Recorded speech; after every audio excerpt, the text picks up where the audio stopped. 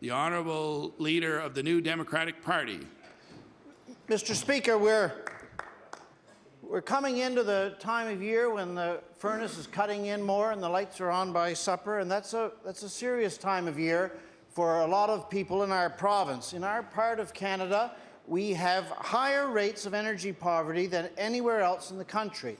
The National Energy Board says that 13% of our people face unsustainable energy burdens, and it's about $500 a year that, on average, our people pay over the Canadian average in utilities. Mr. Speaker, does the Premier agree with me that it's unacceptable and wrong that there are thousands of people in our province who aren't going to be able to pay their energy bills this winter? The Honourable Premier.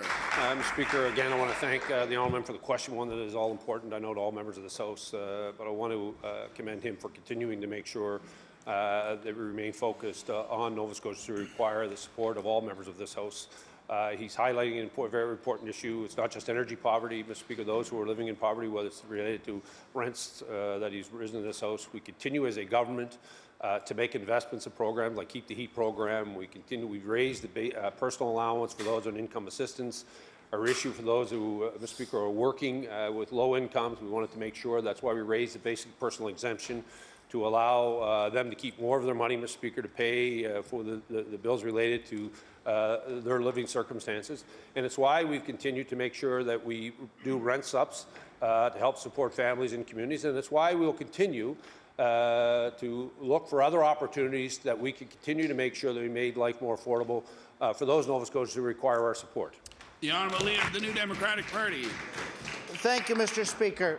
Today, the UARB begins its public hearings on Nova Scotia Power's plan to jump rates by 4.5% over the next 3 years. Now, in 2017, the salary for the president of Nova Scotia Power was just under $700,000, and just over a third of that was paid by people's power bills. The salary for the CEO of Emera is around $6 million. Does the Premier agree with me that there's something wrong with this picture in a province with the lowest provincial income in the country? The Honourable Premier. Thank you, Mr. Speaker. Mr. Speaker, it's why we continue to make sure, Mr. Speaker, that we remain in support of controlling power rates. We're proud of the stability we've been able to create, as the Honourable Member would know. We were in an election campaign where rate stabilities was an important part of that conversation. People had gone through 2 consecutive governments, a 30% increase and then almost 40%. We know all too well the importance of this issue to Nova Scotia. This is why we will continue to monitor and continue to work with communities across this province to green up the energy market to ensure that the energy we are producing is respectful of the environment, at the same time ensuring that we can turn the lights on. And the issue remains around executive compensation. What happens at Emera, Mr. Speaker, is outside of the province. It is actually a traded company that deals with their own, and that's a shareholder issue. When he talks about the issues related to the CEO compensation in Nova Scotia Power, it's why we made sure that the entire compensation was not going to be borne by the rate players, Mr. Speaker. A portion of that had to go to the shareholders, and they would have to deal with that. The Honourable Leader of the New Democratic Party.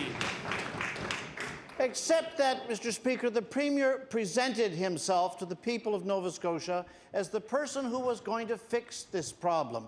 He was going to address power rates by, these are his words, taking on Nova Scotia Power, and I will table that. But 7 years later, Nova Scotia Power hasn't been taken on, and rates are getting set to jump again, and some of the poorest people in Canada are paying for some of the highest salaries in Nova Scotia. Can the Premier then understand why his record on the power company is the subject of such disappointment?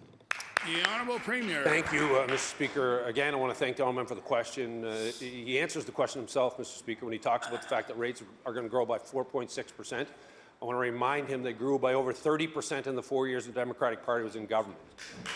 I also want to remind the Honourable Member, Mr. Speaker, we continue to create Efficiency Nova Scotia, which, Mr. Speaker, competes at the Utility Review Board on the fuel side mechanism, Mr. Speaker, because they go in and be able to articulate the fact that they can reduce rates by saving Nova Scotians energy consumption, Mr. Speaker, and the Utility Board looks at that, Mr. Speaker. That is a first of a kind in Canada, and by the way, the URB respects that, Mr. Speaker, and they've been able to keep rates down based on the fact there's competition on the fuel side.